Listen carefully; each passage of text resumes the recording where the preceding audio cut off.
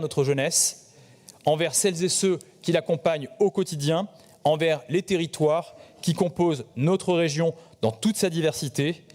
Avec les missions locales, nous construisons ensemble les conditions de la réussite et de l'autonomie de tous nos jeunes. Notre région ne laisse personne au bord du chemin. Je vous remercie. Merci Thibault Bergeron. Y a-t-il des remarques? S'il n'y en a pas, je vais mettre aux voix. Oui, allez-y. Merci Monsieur le Président, mes chers collègues. Bon, sur le fond, évidemment, accompagner les jeunes vers l'emploi, la qualification, l'autonomie, ok, c'est essentiel. Personne ici ne contestera cela. Et je dirais même, heureusement que la région, les missions locales, les acteurs de terrain travaillent ensemble pour aider les jeunes qui aujourd'hui font face à des parcours de plus en plus complexes. Cela fait partie du régalien de notre collectivité. Mais parce qu'il y a toujours un mais avec vous, même quand le cap est bon, vous arrivez à y ajouter votre petite touche personnelle.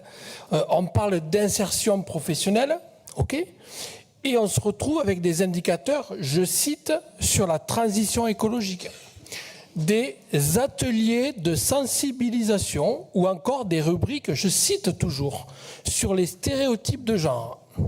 Alors, on s'est posé avec mon groupe une question très naïve, sans doute. Est-ce qu'un jeune trouve un emploi plus facilement après un atelier de sensibilisation?